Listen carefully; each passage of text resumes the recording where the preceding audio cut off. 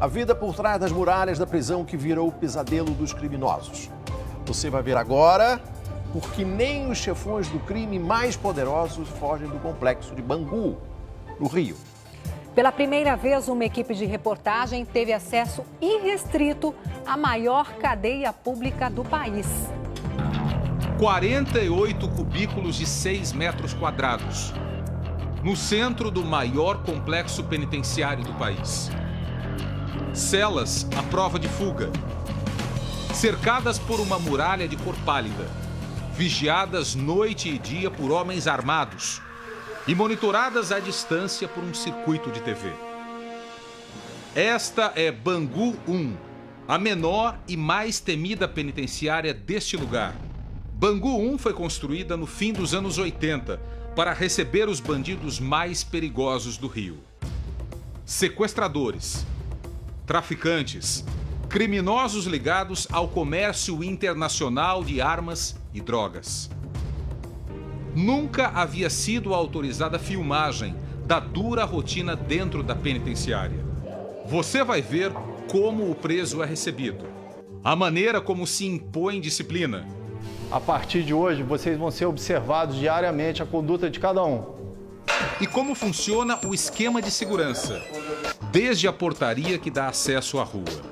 Esta é a entrada do complexo, a cerca de 40 quilômetros do centro do Rio. Quase toda manhã, centenas de pessoas formam filas ali.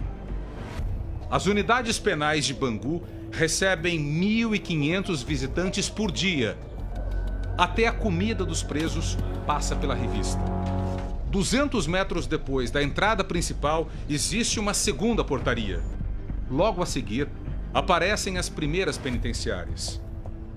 Chegamos a um terceiro ponto de controle, nossa última barreira antes de chegar a Bangu 1. Mais alguns metros e também à nossa direita aparece a muralha de cor pálida, aquela que vimos do alto.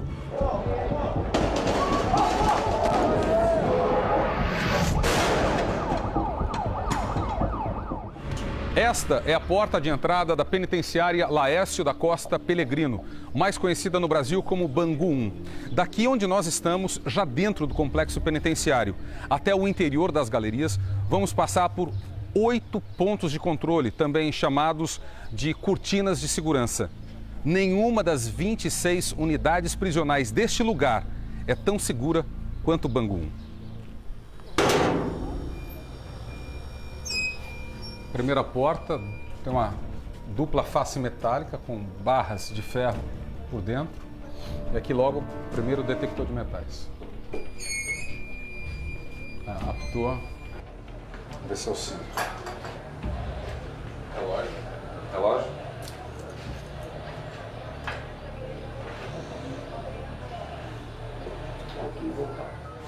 Mesmo tendo passado pelo detector de metais, a gente tem que tirar os sapatos e passa pelo raio-x.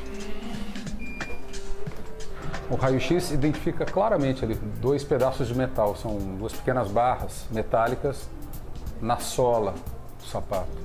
Nós agora vamos esconder este telefone celular aqui na caixa e ver como ele aparece ali na tela. Ali a gente vê claramente os contornos do celular, o telefone aparece com uma cor mais escura no centro do círculo alaranjado. O terceiro portão é aberto. Ele dá acesso a um grande espaço vazio que separa o prédio central da muralha de concreto. Daquele ponto em diante, é proibido entrar com arma de fogo. No caso de uma rebelião no interior da cadeia, os detentos não teriam acesso a fuzis e pistolas. Existem 8 bloqueadores de celular ao redor do prédio, onde ficam as galerias. O muro tem 6 metros de altura e pelo menos mais 2 metros para baixo da terra. Atiradores circulam por um passadiço, o corredor elevado da fortaleza. O passadiço foi construído depois de uma grande rebelião que paralisou o país. Setembro de 2002. Amotinados tomaram a cadeia, invadiram a galeria de uma facção rival e executaram 4 detentos. Eles dominaram a penitenciária até este ponto, o portão número 4, onde acabamos de chegar.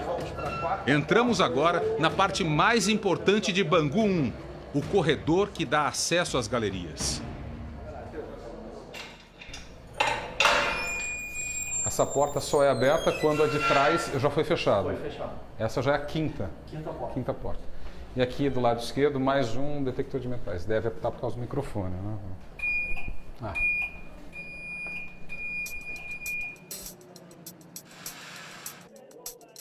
Das 48 celas, 19 estavam vazias. É que a todo instante chegam presos à penitenciária. Detentos que cometeram faltas disciplinares dentro do sistema carcerário são levados para Bangu 1, a penitenciária do castigo. Bangu 1 tem 4 galerias idênticas. Cada galeria possui 12 celas individuais, 6 de um lado e 6 do outro. O preso aqui tem direito a banho de sol, apenas 2 horas por dia neste corredor interno. E durante o banho de sol, ele é monitorado por 10 câmeras e também por um inspetor, que fica aí, atrás deste vidro blindado, dentro de uma sala de vigilância. Cada cela é trancada por 2 cadeados e uma trava de segurança. Veja como é o procedimento para a abertura das portas. Pelo rádio, o inspetor chama um centro de monitoramento, que fica num outro prédio dentro do complexo. Controle de abertura da galeria alfa. A galeria será reaberta, hein? De lá, um operador libera as travas e abre as portas solicitadas. Com um simples toque na tela, ele pode abrir todas ao mesmo tempo.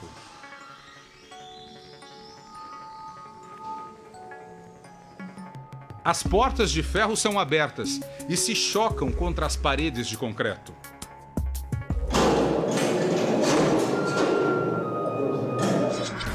Dez presos são trazidos para a galeria onde nós estamos. Eles vão experimentar algo muito ruim pelos próximos dias. A gente fica se imaginando como é passar 22 horas por dia confinado num cubículo de 3 metros por 2.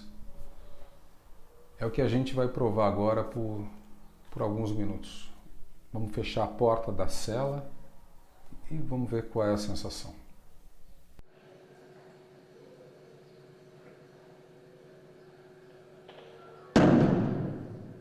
Silêncio aqui dentro.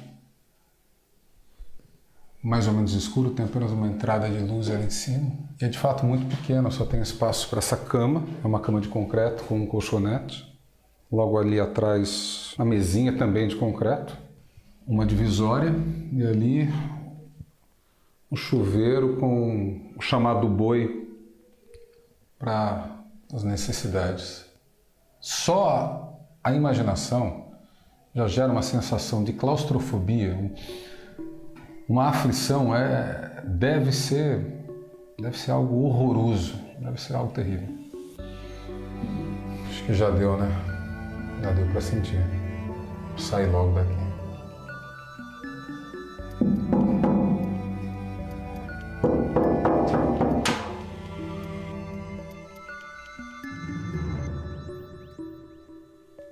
Rogério Blanc, diretor da unidade, recebe os novos internos. Ele dá o recado. As regras são rígidas.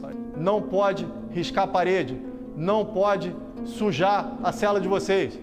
A cela de vocês tem que permanecer limpa. Vocês têm que permanecer de cabelo cortado e barba feita. Os presos são obrigados a trocar de roupa. Pega esse teu material, entra na cela. É um kit com camiseta, calça, chinelo e itens de higiene pessoal. Você pega aqui o kit e entra. Rápido. Antes de vestir a roupa, todos serão revistados. Aguarda aí, retira toda a roupa. Levanta o braço, abre a boca, agacha, levanta, vira de costas. O que esses presos teriam feito na outra penitenciária para merecer o castigo? O que houve lá? Tentou uma força. Fala mais alto. Tô tendo uma fuga. Tentou a fuga? Sim, senhor. Como é que ia ser essa fuga? Pelo túnel. Túnel? Sim, senhor. Quem é que estava cavando o túnel? Eu. Só você? Sim, senhor. O cabeça do grupo e os outros 9 comparsas vão cumprir uma sanção disciplinar. É uma sanção por quanto tempo? Até no máximo 30 dias. Se todos forem considerados culpados, eles vão ser condenados no máximo até 30 dias, que vão permanecer aqui. E dependendo da disciplina deles, que pode se encerrar em 30 dias, senão isso aí pode ser prorrogado. O diretor dá um último recado antes de fechar as celas. Não quero nenhum tipo de problema na galeria de vocês, tá? Tá entendido? Tá muito fraco, tá entendido? Sim, senhor. De novo pelo rádio. Um inspetor aciona o centro de monitoramento. O operador fecha as 12 celas ao mesmo tempo. A batida das portas contra a parede é de assustar.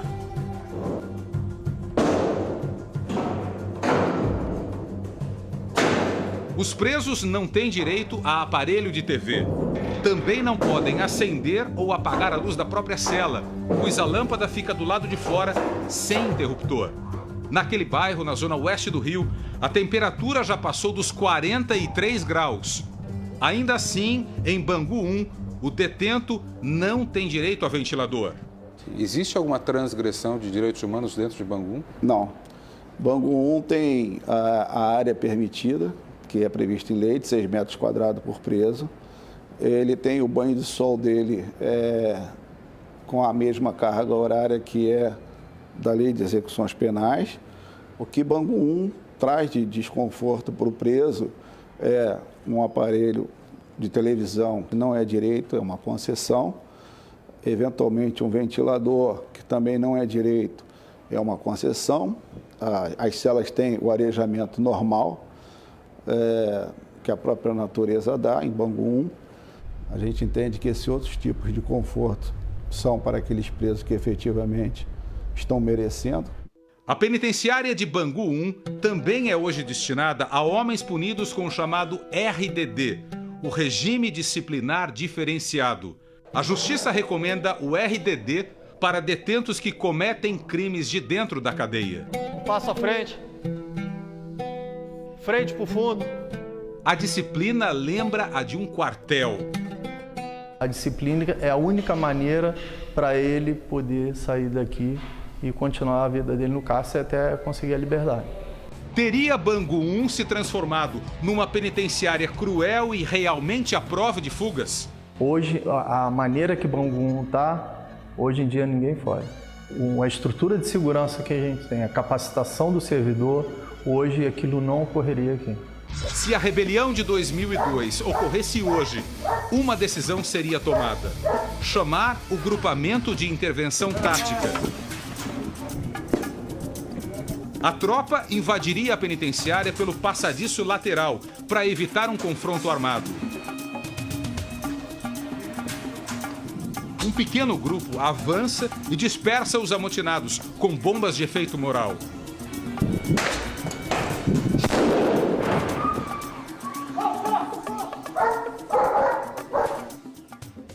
Um segundo grupo, com mais homens, chega à entrada da unidade. A partir daquele ponto, a instrução não se dá no ambiente real, mas numa cadeia cenográfica. O grupamento simula uma ação parecida com a rebelião de verdade, quando pessoas foram feitas reféns. Atiradores disparam balas de borracha, enquanto a tropa se dirige para o interior da cela. É preciso conter o preso que está com uma arma de fogo. Para isso, é usado o cachorro. Repare como o animal ataca. O suposto agressor é imediatamente algemado. A gente não atua repressivamente em cima daquele interno que não nos traz ato de indisciplina. Então, se tem uma indisciplina ocorrendo, ela vai ser prontamente reprimida, de forma a trazer a ordem novamente para a unidade, sem afetar as demais celas. O cachorro treinado para esse tipo de ação tem que ser forte e ter um comportamento que intimide qualquer um. Mas um Machida, forte ele é, mas que doce de criatura. Ele veio para o complexo penal por acaso. A Secretaria de Administração Penitenciária comprou um cachorro que seria mais tarde treinado para ações de intervenção, que é o Thor. É o irmão do Machida.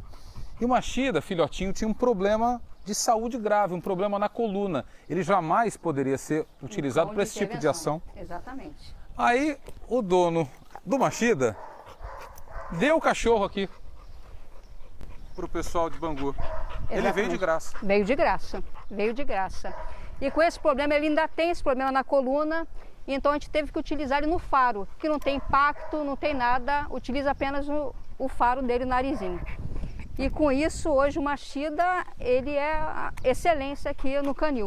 A instrutora nos mostra como treina os filhotes do canil. A gente introduz a bateria na bolinha, né? Esconde ela aqui. E com isso a gente faz o seguinte, esconde a bolinha e começa a brincar com o filhote. E o filhote vai achar o brinquedo dele e com isso também o odor da bateria do celular. Vamos fazer um teste para ver se o Machida está mesmo bom de faro. Escondemos o celular e soltamos o bicho.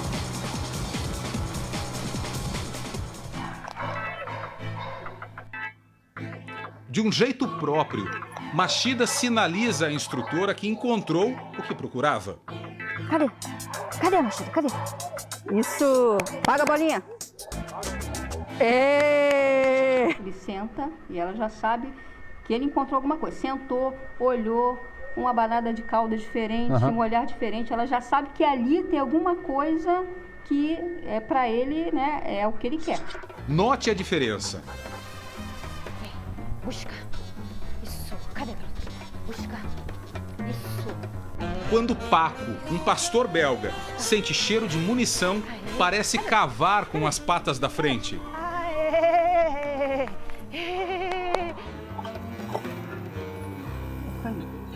A munição. Voltemos ao Machida. Mais um teste para o caçador de celulares.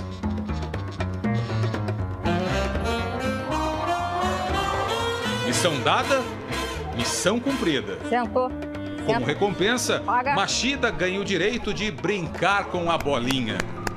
Nem parece que ele nasceu com problemas de coluna. Terceiro teste, dessa vez num cenário que imita o verdadeiro local de trabalho. Vamos ver nesse ambiente aqui onde a gente pode esconder o telefone celular da equipe. O Machida está aí do lado de fora, ou seja, não está vendo o que eu estou fazendo por aqui, onde eu estou andando. Aqui no cantinho tem um buraco aqui, pode ser interessante esconder aqui. É difícil para ele. Vamos lá chamar o Machida.